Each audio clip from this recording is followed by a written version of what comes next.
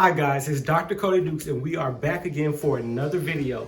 Now before we get started, please go ahead, like this video, and if you're not already, subscribe to this channel as it'll help me get seen more in the YouTube algorithm. And I'm making 5 videos a week, putting them out every weekday of the week. So if you like motivational, inspirational videos with a bit of a pop culture twist on it, anything from movies to sports to anime to cartoons, this is your channel. So please come back if any of that will interest you. So as always, it is another Fit Friday and we have a special episode today. Today we have with us my brother, the one and only Chauncey Dukes. Now, I talked in a previous video when I was giving my 6 easy steps on how you can lose weight like I did. I talked in that video about how there are a lot of things that people will tell you that work to lose weight. And I told you that I believe a lot of those things work. It's just about finding what can work for you and being able to stick consistently to it. And so today I thought I'd give my brother a chance to tell his story because, we grew up together. And we have very different stories though when it comes to our weight. Like in high school, I would say I was fat and he was chubby. And then he went off to college and he tells a hilarious story about how the food was disgusting. So he basically starved to death and became very skinny. While in that time I was blowing up to the size of a house. And before you knew it, he joined the military. But after he got out the military, he had gained a little weight.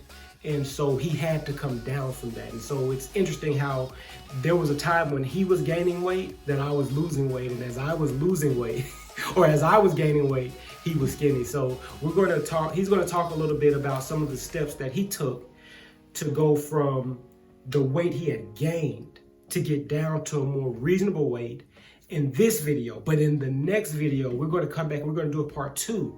And he's going to tell you guys about how he went from what was probably a reasonable and healthy weight to this right here, this shredded version of himself. So you guys, if you are interested in that, stick around for that video. But with that out of the way, I want to turn it over. So I want my brother to tell us some of the things that he did to help him to go from, as we might call it, I don't want to be insensitive, but fat to fit, obese and unhealthy to healthy and more reasonable.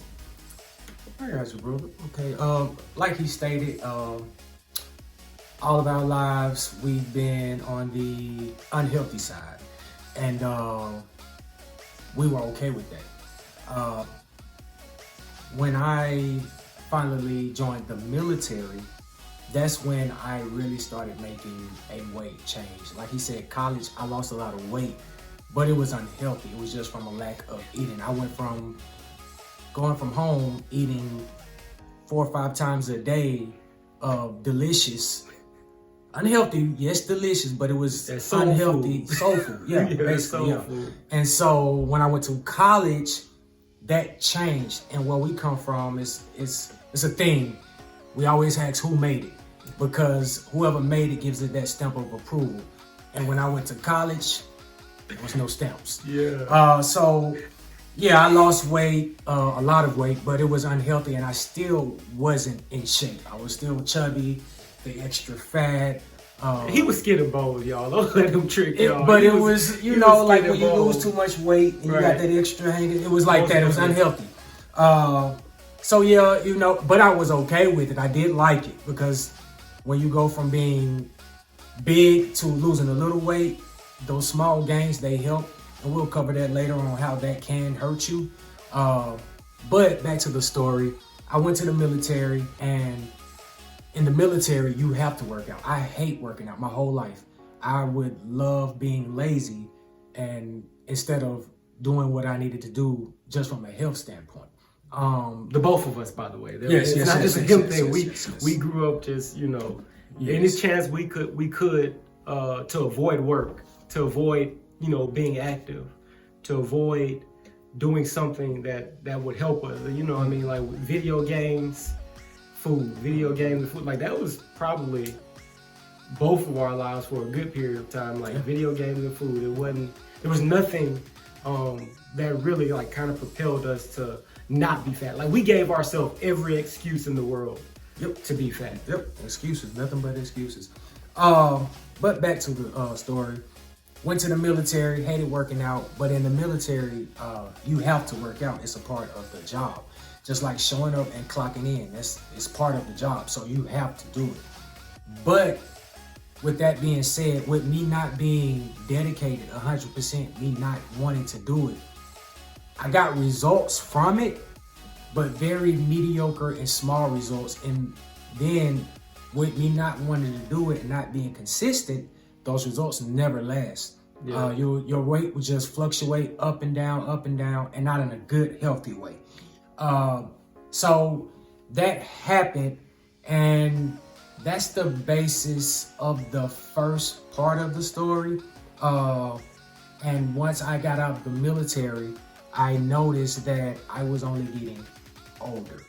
And with me getting older, I realized that I needed to start preparing for the next part of my life because I wasted the prime years being lazy. Can I step in? Go ahead. And make sure you remember where you are. Wasting your prime years being lazy. Because I think he said some really important things that kind of helped him on his journey.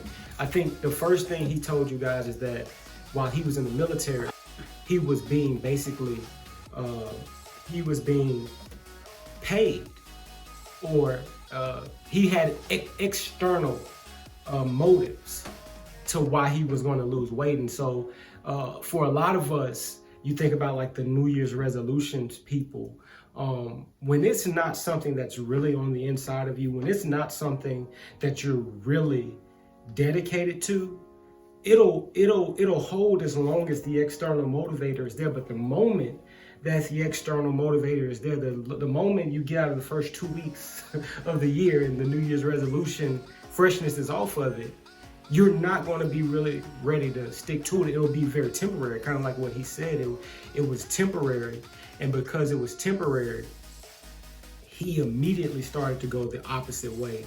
And so we all kind of can identify with this, because if you've ever tried to lose weight, if it wasn't coming from a genuine desire, if it wasn't coming from like a genuine internal place, like I talked in my video about how it was an external motivator. It was embarrassment, but that embarrassment led to a fed upness. I think I just made up a word with myself, and that was genuine and that was internal. I had a problem with myself at this point, and I wasn't gonna be willing to stay in it. So I think you gotta, listen really closely to what he's saying, because those are some key things that a lot of people, when they're trying to lose weight, when they're trying to get healthy, trying to commit to a new workout regimen, one of the first things they don't consider is, how long is the motivation going to really be there? Like, is this really something that I want to do, or is this something that I'm just in it for the moment because right now I have this motivation, but the moment that motivation is gone, I'm going to backtrack. So I just wanted to point that out in his story. But go ahead. You said you realized you were just getting older. Yeah, in my prime years, I basically wasted the prime years. So 30 came a knocking and 30 came, and so I realized that when I was late teens, early 20s, I could go play basketball all day long. Right. All day long. Right. Even with me not being in good shape. It's just my body was used to a muscle memory type thing. And then when I hit 30, I go run up the court one time and I'm done. Gassed, tired, can't breathe, body hurt. Yeah. Wake up the next day and I stretched. Don't forget, I stretched before I played and after. And I wake up the next day, still hurt. Yeah, and I was just like, I didn't understand it, but I did understand it. It was just, the excuses that we give ourselves, or the different outs that we want to give ourselves, instead of taking accountability and responsibility for ourselves. And once I did that, and I just started, hey, if I can get up every day and eat, I can get up every day and do a 10-minute workout, a 20-minute workout, a 30, like he said, you have to find what works for you. And that's what I did. And with that being said, I hit a plateau. And with that plateau, I realized that I needed to make some more changes, because when I initially went into it, I had the mindset of basically like training for a sprint. Right. You know, not thinking long term. I'm thinking, you know, I thought I was thinking long term, but of course, once I started seeing any kind of, you know, rewards or goals or gains, then it's like I started slacking. And it wasn't until I had a family, had a child, and I saw some old pictures. And I was looking at these pictures, and I'm like, that's me?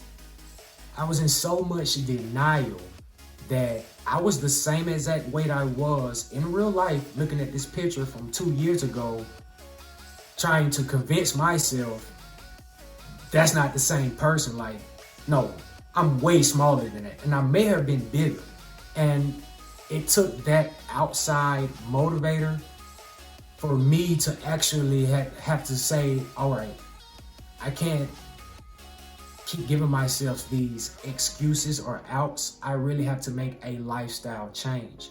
You know, you can step in real quick. You know, that's really funny, because I noticed this both getting bigger and getting smaller. There's something about a picture captures just, you know, just a moment in time. You know, like I can look at myself in the mirror every single day and it not look different to me. But it's not until you see yourself in a picture that you can see, like, wow, I'm either a lot bigger or a lot smaller. I mean, I noticed it both, you know, going up and going down, especially as I was losing weight. And I think that was one of the things that actually kept me motivated, is every day that I looked in the mirror, in my opinion, I looked the exact same.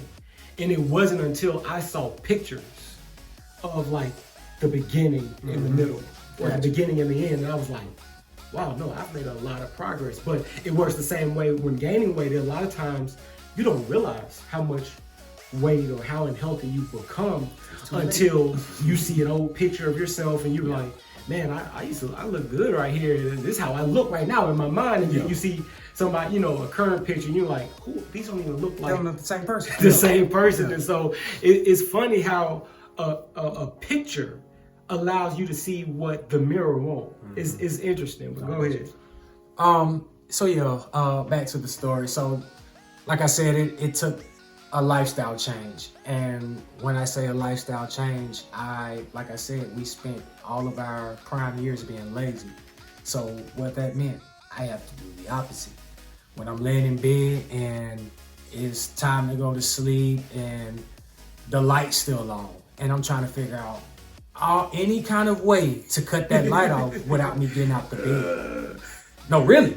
I will call my brother. Hey, bro. He gets all the way out of his bed, come to my room. What's up, bro? You hit that light for me? And of course, you know, he might say something, but that's my brother. He gonna do it. But it's just the point that I went so far as to taking the easy way out that I'm willing to use somebody else. Right. And it's not even for my benefit, but at the end of the day, it's only really hurting me. It helps you understand your parents. When you were younger, and they would call you and you would walk in the room and they'd be like, hand me that remote. Hand me that remote. The remote is literally a foot away from their head. Like, all they have to do is just like lean. Like, I don't know if y'all have experienced this, but this is real life for me. Yeah. So, like it kind of helps you understand it a little bit better. Yeah. Like that feeling of, wow, it's something so small as literally just getting up out of the bed, or something so small as literally, you know, standing up and walking to the kitchen, or walking, and stuff as small as that every day that you practice not doing it, like you practice getting shortcuts, that before you know it, you are a habitual shortcut taker. Like you realize that you subconsciously, even without knowing, try to figure out ways to shortcut stuff, and then you wonder why you have a hard time either losing weight or getting in shape, and it's because you won't do anything the hard way. And I'm sorry, there are, I know, contrary to what YouTube videos would tell you, contrary to what the title of my last weight loss YouTube video would tell you, there's no real easy way to a healthy life. Like, you may be able to do some really radical diet to lose 10 pounds in a week. But if it's not like done the hard way, if it's not really done the way that takes some real work, them 10 pounds that you lose, they come right back. I think there's actually a thing where, like, with people who get liposuction, they often, the weight that they lose through liposuction, they often gain it back, because it's being healthy is not about the result, it's about the process. It really is. It's not about, you know, your 30 or 29 inch waist or whatever you know it may be. It's about the getting up every day and doing the workout, the denying yourself that honey bun,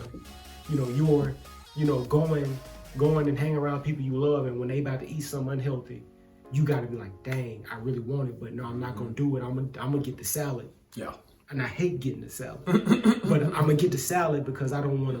I really like. That's what leads to the healthy lifestyle. Like, the result of the healthy lifestyle is really just a byproduct of the work. The work is really what is the most important thing. And so I think it's important for us to really point that out. Like, as when you live such a lazy life, you get into this habit of shortcutting, of trying to do things the easy way, and you get to the point where you subconsciously do it, and then when you want to lose weight, or you want to get healthy, or whatever, or you want to gain weight, it's so hard if you have never been the type of person that does things the long way. And that, at the end of the day, that's going to kill your motivation. Anything that comes easy usually isn't worth sustaining. Just to go on that point, back to the story. So, with the laziness, like I said, the small things, you have to take baby steps. Like I said, if it's getting out the bed to go cut that light off, get out the bed to go cut that light off. You're not going to want to do it, but you'll feel accomplished. I guarantee you, especially once you make those small steps. Another small step is when you're sitting there, you land in that bed, and you need to go relieve your bladder, but you don't want to get out the bed because you're lazy. Get out the bed. We have to get comfortable with being uncomfortable. That's the only way you're going to make any changes, especially if you live a lifestyle of lethargic laziness. And so, yeah, that's just what I did to start out. I made a lifestyle change, and that main lifestyle change was laziness. I just had to get rid of it, because once I started making that small change, it started making the workouts a little bit more easier. My motivation started to grow a little bit more, because yes, it started making the workouts easier. The workouts were still hard, but once you see that you was doing something a little bit better than what you used to, the motivation that you get from that will keep pushing you.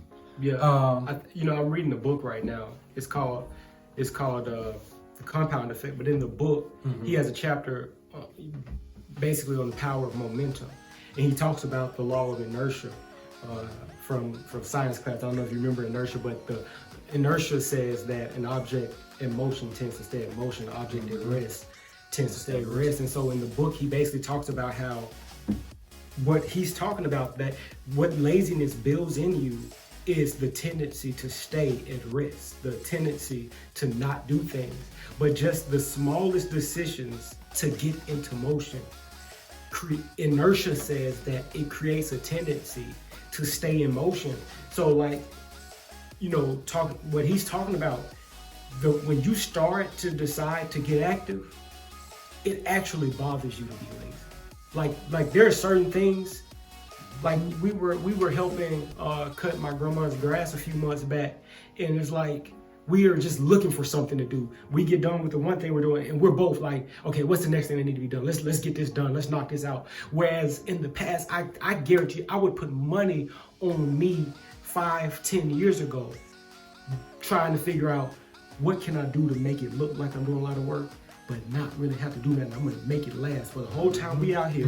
Everybody else working, I'm gonna do this thing and I'm gonna make it look like I'm doing it, and I'm gonna stop to talk every chance I get to give myself an excuse why I've been doing this job for 3 hours. I'm serious. I know. Because an object at rest, we want to stay at rest, but an object in motion is trying to get stuff done. And you know, this channel, while this segment that I do on Fridays is about fitness and motivation for fitness and trying to help you guys to kickstart your own fitness, my channel as it stands is about motivation and inspiration. And so when you're talking about trying to get successful in life, the first step to get to successful is to get moving. If you can just create a little bit of momentum, it will lead to more momentum. It's just the way that, this is what the law of inertia says anyway. Let me put it like that. That's just the way inertia says the universe works, is that objects that get into motion, they tend to stay in motion. But as long as you are at rest, you're not gonna go nowhere. Yeah.